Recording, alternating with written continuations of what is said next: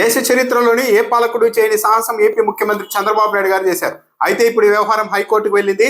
చంద్రబాబు నాయుడు గారి మీద ఉన్న కేసుల వ్యవహారం అయితే తీవ్ర దుమారం రేపే పరిస్థితులు అయితే కనిపిస్తున్నాయి. చంద్రబాబు నాయుడు గారు ముఖ్యమంత్రి అయిన తర్వాత తన పైన నమోదైన కేసులు వరుస పెట్టి కొట్టివేయించుకుంటూ ఉన్నారు. ఈ కొట్టివేయించుకుంటున్న విధానం కూడా చాలా దిగ్భ్రాంతి కలిగించేలా ఉంది. తానే చంద్రబాబు నాయుడు గారు ముఖ్యమంత్రిగా ఉన్నారు. సిఐడి గతంలో చంద్రబాబు నాయుడు గారి మీద కేసులు పెట్టిన సిఐడి ఏసీబీలు ఇప్పుడు చంద్రబాబు నాయుడు గారి కిందే పనిచేస్తున్నాయి.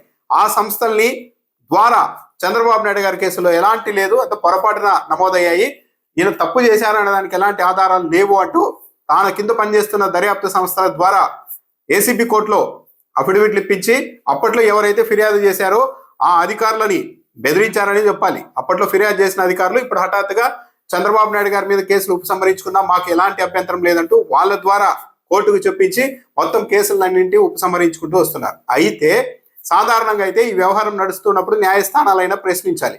ముఖ్యమంత్రిగా మీరే ఉన్నారు, దర్యాప్తు సంస్థలు మీ కిందే పనిచేస్తున్నాయి, మీ కింద పనిచేస్తున్న అధికారులే ఏమీ జరగలేదని చెప్తున్నారు, ఇది అనైతికం కదా, ఇలాంటి విధానం సరైనది కాదు కదా అని కోర్టులు ప్రశ్నించాలి. కానీ ఏసీబీ కోర్టు మాత్రం చంద్రబాబు నాయుడు గారి మీద కేసులను అయితే వరుసగా కొట్టివేస్తూ వచ్చింది. అయితే ఏ గ్రౌండ్స్ మీద కొట్టివేస్తున్నారన్న దానికి కనీసం వివరణ ఇచ్చే ప్రయత్నాలు కూడా జరగలేదు. చివరకు కింది కోర్టులో చంద్రబాబు నాయుడు గారి కేసులు కొట్టివేతకు సంబంధించిన డాక్యుమెంట్ను కూడా బయటకు విడుదల చేసేందుకు న్యాయస్థానం సుముఖత చూపలేదు. చంద్రబాబు నాయుడు గారి మీద కేసులు కొట్టివేతకు సంబంధించి డాక్యుమెంట్లు ఇవ్వాల్సిందిగా పిటిషన్లు వేస్తే మీకు అనవసరం అంటూ తిరస్కరించారు. పూర్తిగా స్థాయిలో డాక్యుమెంట్లు ఇవ్వడానికి కూడా కింది న్యాయస్థానం అంగీకరించలేదు. దీంతో పిటిషనర్లు హైకోర్టుకు వెళ్లారు. హైకోర్టు ఈ రోజు విచారణ చేపట్టింది.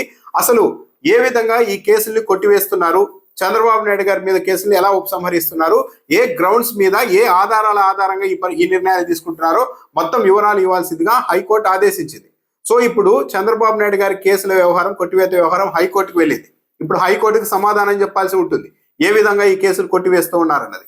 ఎక్కడ చూసినా, ఏ విధంగా చూసినా, నైతికంగా చూసినా, చట్టపరంగా చూసినా కూడా ఎవరికి అంత చిక్కడం లేదు. చంద్రబాబు నాయుడు గారి మీద కేసులు హఠాత్తుగా కొట్టివేయబడుతుండడం, ఈ విధంగా అధికారులు దుర్వినియోగం చేస్తూ సొంత కేసుల్ని ముఖ్యమంత్రి కొట్టివేయించుకునే ప్రక్రియ మొదలైతే ఈ దేశంలో ఏ రాజకీయ నాయకుడి మీద కూడా ఏ కేసు నిలవదు. ప్రతిపక్షంలో ఉన్నప్పుడు ఓకే, కానీ ఒక్కసారి జీవితకాలంలో అధికారంలోకి వస్తే చాలు మొత్తం దర్యాప్తు సంస్థలు అన్నింటినీ ఇలా బెండ్ చేసుకొని కేసులు కొట్టివేయించుకోవచ్చు. దీన్ని అడ్డుకొట్టివేయాల్సింది న్యాయస్థానాలే. రాజ్యాంగాన్ని రచించిన వాళ్ళు కూడా ఏదో ఒక చోట రాజకీయ నాయకులు, అధికారులు అంతా ఏదో ఒక పాయింట్ దగ్గర కలిసి పనిచేస్తారు. అలా కలిసి పనిచేయడం వల్ల వ్యవస్థకు, దేశానికి నష్టం రాకుండా కంట్రోల్ చేయాల్సింది, నియంత్రించాల్సింది, పర్యవేక్షించాల్సింది న్యాయ వ్యవస్థ. కానీ ఇక్కడ న్యాయ వ్యవస్థ కూడా ఆ పని చేయలేకపోవడంతో వ్యవహారం హైకోర్టు వరకు వెళ్ళింది. సో చంద్రబాబు నాయుడు గారి మీద కేసుల్ని ఏ గ్రౌండ్స్ మీద కొట్టేశారు? జస్ట్ దర్యాప్తు సంస్థలు ఏమీ జరగలేదని ఒక రిపోర్ట్ ఏంగానే కేసులు కొట్టేశారా, లేకుంటే గతంలో పెట్టిన కేసుల్లో నిజంగానే ఎలాంటి వాస్తవాలు లేవు అని ఏమన్నా ఆధారాలు చూపిస్తే కేసులు కొట్టివేశారా? అన్నింటికీ మించి ఏదో ఒక అంశం ఆధారంగా నిర్ణయం తీసుకొని ఉంటే కింది కోర్టు తప్పనిసరిగా తన తీర్పును బహిరంగంగా డొమైన్లో పెట్టేది, ఆ డాక్యుమెంట్లు కూడా ఇచ్చి ఉండేవాళ్ళు. కానీ అలా ఇవ్వడానికి న్యాయస్థానం విముఖత చూపుతూ ఉండడంతోనే ప్రజల్లో మరిన్ని అనుమానాలు వ్యక్తమవుతూ ఉన్నాయి. సో ఫిబ్రవరి 3వ తేదీకి హైకోర్టు వాయిదా వేసింది.